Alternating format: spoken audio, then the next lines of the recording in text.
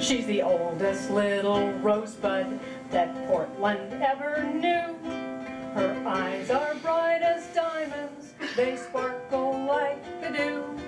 She's sequins and rhinestones, she can bend reality. And Darcelle of Portland is the only rose for me. And Darcelle of Portland is the only rose for me. The first time I wore a dress, I was 37 years old. If you don't count a 3-year-old scuffing around in mama's high heels. Take off your glasses. Okay, now this is base and I'm putting on with a sponge.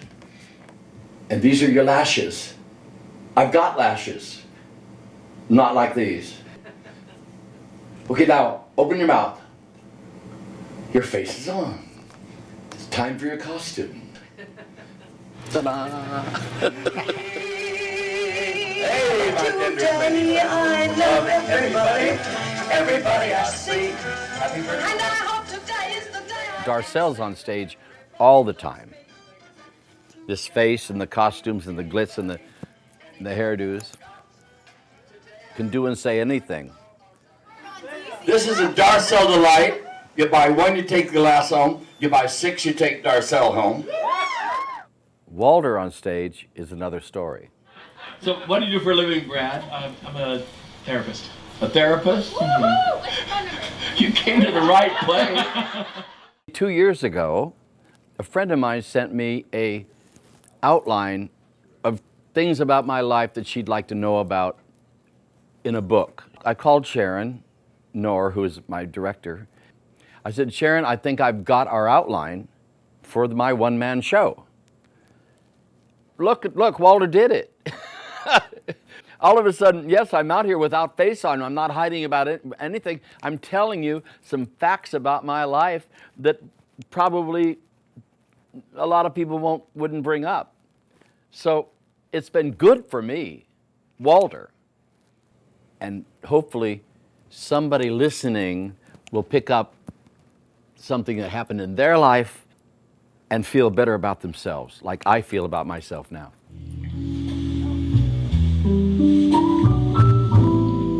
I was born in 1930, Walter Willard Cole. We lived in Linton. I went to the Linton grade school, and all the kids called me Sissy Boy. I never got picked for softball, basketball, football. Cry me a river. I cried a river over you and you and probably you and Lamar. Ladies and gentlemen,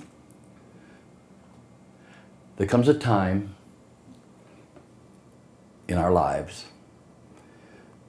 when we have to stand up and tell the truth about ourselves and who we are, who we really are. I cried a river over you.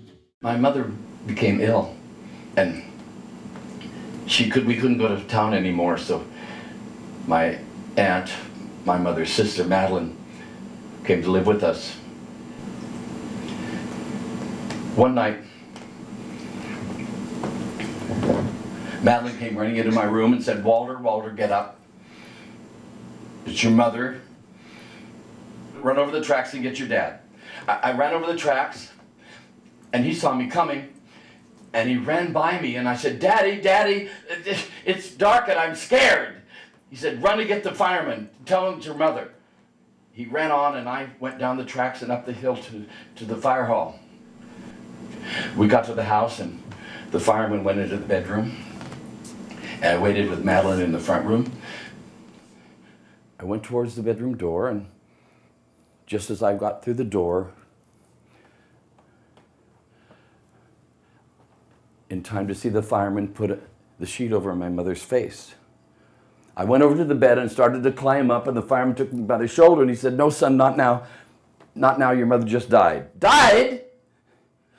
My rabbits died, my chickens died. Mommies don't die, mommies don't die!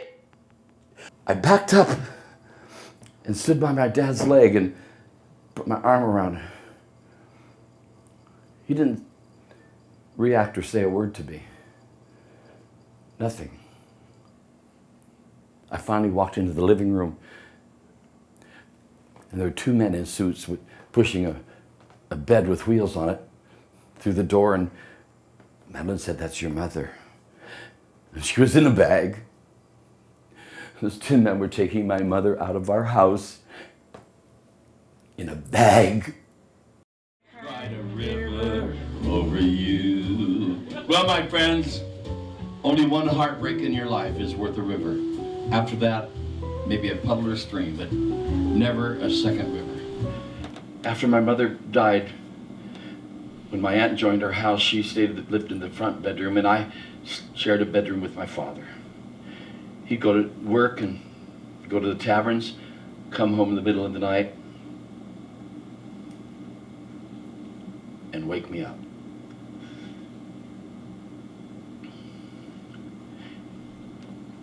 He said, "Don't tell. Don't tell anyone." At the time, to me, it wasn't abuse. For the first time since my mother died, he was paying attention to me. He was touching me, loving me, hugging me. I was part of his life then. It wasn't abuse to me then. I was being loved by the man I loved.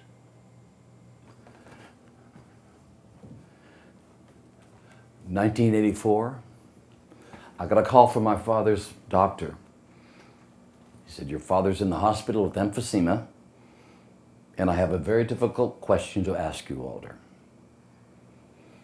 If your father starts to die, do we save him or do we let him go?" I said, "Let him go."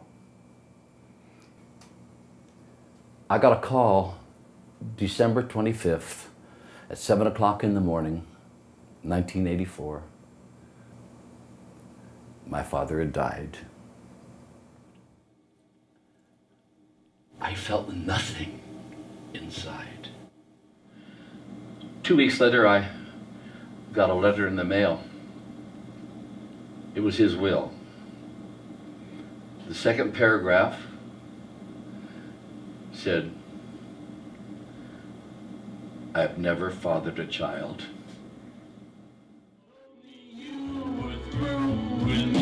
And now you say you love me. Sissy boy didn't cut it anymore. Queer, faggot, they don't work unless you tell the truth. I dated a girl from Linton named Jeanette. We did it all through high school. When we graduated from high school, you either went to college if you had the money or you got married, and we got married. We had 2 lovely children. I first realized that I might be gay or bisexual after we were married. I didn't have a choice. There was no choice at all for me. I had to stop lying to them. I didn't say, "Oh, I can stay in the closet for another 30 years. No, couldn't. I knew when I met Rock Newhart that I wanted to be with him the rest of my life. And it's been over 40 years now. If I hadn't changed who I was, admitted who I was, I'd probably be dead now. Because I'd be sitting on a couch, retiring from Fred Meyer management. Not for me. Not for me. Walter and Darcelle, like a split personality. We meet new people, and I hear him whisper to Roxy, What should I call him, Walter or Darcelle? From the bottom of my heart, just call me Darcelle.